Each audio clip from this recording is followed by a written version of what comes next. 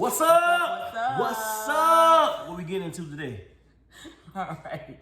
We are going to take a listen to Thomas Sowell. Okay. Facts about slavery. Oh, that's a heavy word, man. A lot of times never that mentioned word it alone, you're like, slavery, because it brings back so much stuff. What kind of slavery? I know, you may say, what kind of slavery?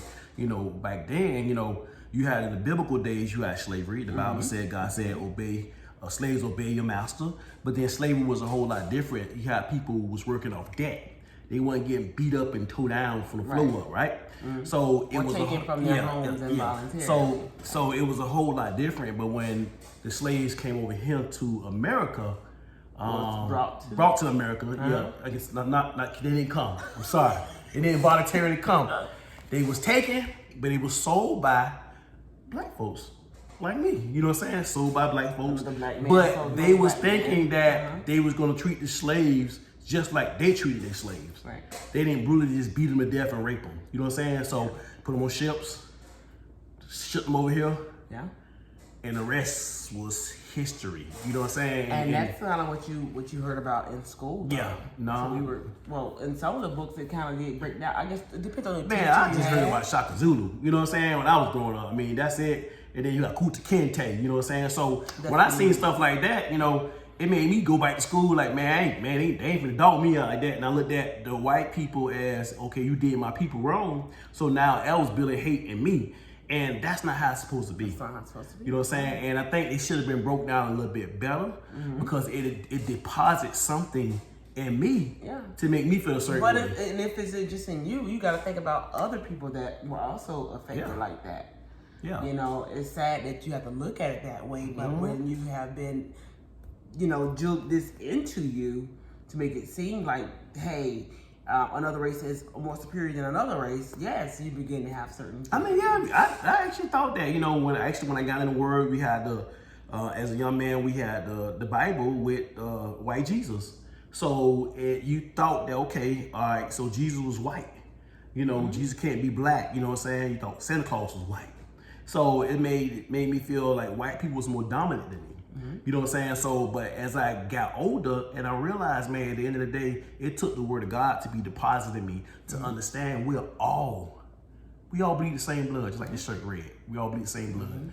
We all human. You know what I'm saying? And hate can be driven them to slavers, right? Hate can drive the black man to be brutal. You know what I'm saying? And just want to tear some stuff up, man. Yeah. And it's not about that. It's not about that. But let's get into it because, we both gave our little input. So let's see what Thomas Sowell, brings more into our... You said untold facts about slavery. Untold facts. It's what else is untold about it? You got bells on your necks. You couldn't run, what else is untold about it? What else is on the... We're going to find out right now. All right, let's get into it. Okay, make it do what it do. The instrumental use of the history of slavery today also underlies the claim that slavery grew out of racism. For most of its long history, which includes most of the history of the human race, slavery was largely not the enslavement of racially different people, for the simple reason that only in recent centuries has either the technology or the wealth existed to go to another continent to get slaves and transport them en masse across an ocean. People were enslaved because they were vulnerable, not because of how they looked. The peoples of the Balkans were enslaved by fellow Europeans, as well as by the peoples of the Middle East, for at least 6 centuries before the first African was brought to the Western Hemisphere. Before the modern era, by and large, Europeans enslaved other Europeans, Asians enslaved other Asians, Africans enslaved other Africans, and the indigenous peoples of the Western Hemisphere enslaved other indigenous peoples of the Western Hemisphere. Slavery was not based on race, much less on theories about race. Only relatively late in history did enslavement across racial lines occur on such a scale as to promote an ideology of racism that outlasted the institution of slavery. See, look at that. So, pause for a second. So it wasn't built off of just race alone. Right. So slavery was, hey, either you owe me a debt, so I'm gonna put you to work for 7 years. Like the Bible, right? You know what I'm saying? So, or, hey, look, man, You come live up under my roof, be a slave. You know what I'm saying? Because you really don't have anything. Yeah, you don't have and anything. When it wasn't based on race, I think that it was a whole lot better. But when they started focusing on it really went Owning a person for financial gain. Yeah, because at the end of the day, You know, they count that blacks as what? wasn't considered nothing. Right. But they were considered So- an asset. So In a nothing. sense So of- should we call them a slave?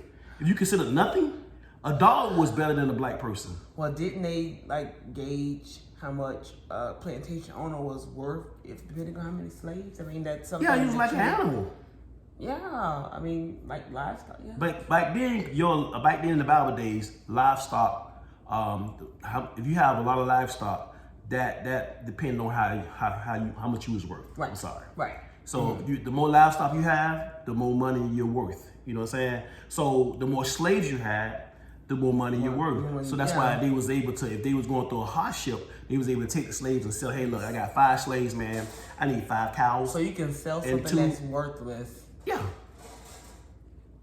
Let's get back into it. Okay. Slavery itself. Wherever a separate people were enslaved, they were disdained or despised, whether they were different by country, religion, caste, race, or tribe.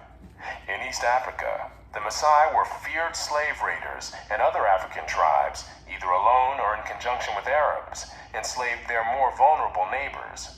As late as 1891, it was reported that Manyuema slavers had demoralized surrounding tribes, destroying crops, and famine reigned everywhere. Even in the early 20th century, Abyssinians were still raiding other Africans and carrying off slaves. It was 1922 before the British had gained sufficient control in Tanganyika to stamp out slavery there. Arabs were the leading slave raiders in East Africa, ranging over an area larger than all of Europe. The total number of slaves exported from East Africa during the 19th century has been estimated to be at least 2 million. The form in which the story of slavery has reached most people today has been along the lines of the best-selling book and widely watched television miniseries Roots by Alex Haley. Challenged on the historical accuracy of Roots, Haley said, "I tried to give my people a myth to live by. This instrumental use of history, or purported history, is open to the same objections as other instrumental myth-making." With Hooked on Phonics, more than 5 million children have learned to 2 read. million? It combines the engagement, interactivity, Oh entertainment. God. That's estimated. Despite the impression created by Roots, during the era of the massive slave trade from West Africa, a white man was more likely to catch malaria in Africa than to catch slaves himself. The average life expectancy of a white man in the interior of sub-Saharan Africa at that time was less than 1 year. By and large, men from Europe or the Western Hemisphere came to the coasts of Africa, bought their slaves, and left as soon as possible. Even so, the death rates among the white crews of the ships carrying slaves to the Western Hemisphere were as high as the death rates among the slaves themselves. It was only much later, after quinine and other medical measures enabled Europeans to survive where there were tropical diseases, was it possible for them to invade Africa in force and establish empires there. But by then, the Atlantic slave trade had already been ended. During the era of that trade, Africa was largely ruled by Africans, who established the conditions under which slave sales took place. The crew of a slave ship was in no position to defy African rulers and their armies by going out across the land and capturing people willy-nilly. The stronger African peoples captured and enslaved the weaker peoples. The same pattern found over the centuries in Europe, Asia, the Western Hemisphere, and Polynesia. In Nyasaland, the Ngoni and Yao swaggered over and terrorized other tribes. In Uganda, the Baganda made life miserable for their neighbors, and the Nyoro and Hima of Anko enslaved Toro women and children. The Tutsi dominated the Hutu in Rwanda, the Maasai lorded it over the Kikuyu and Kamba, and the latter, in turn, held the Indorobo in a kind of serfdom. It was precisely the fact that Europeans, except for the Portuguese, seldom participated in the raids that captured and enslaved Africans that enabled most people in Europe and the Americas to remain oblivious to the traumatic experience that this was, with some Africans committing suicide to avoid capture and wives being whipped as they tried to cling to their husbands or children. Historian David Breon Davis pointed out that Europeans had little contact with the actual process of enslavement, and that as late as 1721, the Royal African Company asked its agents to investigate the modes of enslavement in the interior. Europeans typically saw only the end results, enslaved people being offered for sale on the coast. It was much the same story in the Ottoman Empire, where those who bought slaves had no idea what these slaves had been through before. The unique position of the Western world in the history, and especially the destruction of slavery, need not imply that there was unanimity within the West on this institution. In addition to whites who defended the enslavement of Africans on racial grounds, or who opposed general emancipation on social grounds, there were many whites, and even blacks, who defended slavery as a matter of self-interest as slave owners. Although most black owners of slaves in the United States were only nominal owners of members of their own families, there were thousands of other blacks in the antebellum South who were commercial slave owners, just like their white counterparts. An estimated 1/3 of the free persons of color in New Orleans were slave owners, and thousands of these slave owners volunteered to fight for the Confederacy during the Civil War. Black slave owners were even more common in the Caribbean. In short, there were many defenders of slavery in the West, even in the 19th century. And outside the West, slavery was too widely accepted to require defense. No other nation ended slavery in the same way as the United States did, and few ended it after so short a struggle, as history is measured. How and why did slavery end in most of the world? There were two major processes. Over the centuries, as more and more territories around the world consolidated into nation-states with their own armies and navies, raiding those territories to capture and enslave the people who lived within them became more hazardous in itself, and also risked military retaliation against the countries from which the raiders came. Thus, more and more peoples became off-limits to slave raiders over time. Put differently, the areas which remained subject to slave raiding over the centuries were primarily those where the people lived in smaller or weaker societies. Such societies continued to exist where it was difficult, for geographic or other reasons, to consolidate large areas under one government. This was true of the Balkans, the backwaters of Asia, and much of sub-Saharan Africa. By the early modern era, sub-Saharan Africa, with its numerous and severe geographic handicaps, was one of the last remaining areas from which vast numbers of people could be enslaved.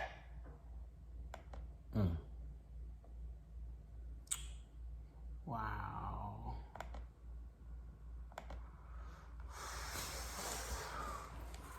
You're saying wow, That was deep. it was deep. What was deep about it? It's just hearing Hyundai it. Elantra versus Nissan Sentra. Look what Elantra has. You hear about some of that stuff, in school, and it's like, okay, I'm just in school. I'm gonna listen just to pass the class. Yeah. Whatever. It's okay. It happened. But as I've gotten older, you hear, you begin to hear it, and you hear, they mention a lot about the weaker. Yeah.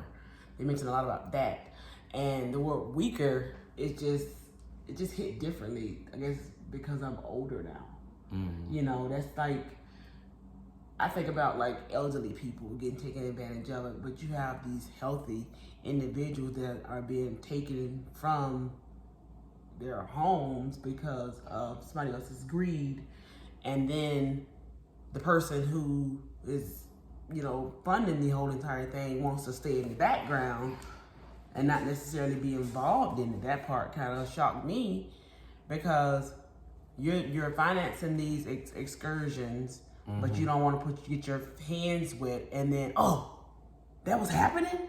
Nobody said anything. So now you're surprised. But then again, you didn't stop from getting the slaves. You continue. Only thing, sorry to cut you off. Only thing that surprised me was that they was dying when they came over here. They only last for a whole 1 year. The people that was on I thought the slaves was dying themselves on the ship, but you had white people dying too. Yeah. So that's the only thing that surprised me. But a lot of that stuff, you know, when you look at Roots, it really gives you, you know, it explains. I mean, and a lot of times it was stronger tribes taking advantage of other tribes. You know okay, how old were you when you watched the movie Roots? How I think old I was were you? like 10. Okay, so you're a little older than me. So me watching Roots at 10, but of course at the time when I watched Roots, when I was 10, you were 17. Yeah. So when I watched Roots, it was more because of my girl watching Roots. Yeah. But it was still hard to watch then. Yeah. It was very hard to watch for me. So I mean, it was very hard to watch. But it just gave you an understanding. Yeah, it did. I mean, but even in school, it still just was like, dang, the books didn't, you know, mention the same things you saw in the movie Roots. So the thing is, but it was not only just blacks. No, it wasn't. Overall. It's all different races doing it to each other. But again, But I think the biggest part that stick out is the blacks, man. We was treated like animals, man. You know, but do we still harvest hate? No, man. No. At the end of the day, that's back then. That's still not a reason to harvest You can't make that disappear. Understand that it did happen, and you push forward. You know, we push forward with love. That's the only thing changes anything is love. Yeah. Okay, it happened. Now, again, like you said, you don't want to harvest hate. It's not about harvesting. It's not. If I harvest hate, it doesn't make me better than the slave owner. No, because he had hate. Right. So hate is the same thing no matter what it is. It's not love. So I have to love. The Bible says love that cover the multitude of sin, right? So I gotta love, man. So at the end of the day, I'm gonna love. Yes, it's still some racist people in this world. Yeah, still It's racism, them. but it's. You think people when they got these slaves were racist, or was Man, it it even was a all thing about back profit, then? man. But it was It's all about profit. Yeah, it's about money. But then it's like it grew into a Business. racist situation. Yeah, a Like, I would get the ports, right? business, So, racist you know, situation, they haul cargo. That's all it was. It was more like cargo, man. You know what I'm saying? And they put about 700 containers on them ships. So, and each container almost like $100,000. And they make almost, $800 for each container that goes on the ship. So, it's all about profit. But then when the slave got over here, it's like, you got rape. You got limbs getting cut off. You know what I'm saying? Tongues get snapped. That's Man, just it was just murder. pretty much brutal. You know, so at the end of the day, it was nothing good about There slavery. wasn't nothing good about it, but you know, you want to move forward with love. Yeah. That's what it's about. That's what make hope. That's what hope comes from. That's what So hope comes from. that's what it's about, man. All right. Well, thank you guys for tuning in with us. Interesting conversation. I loved it. All right. Well, we'll catch you guys later. Peace.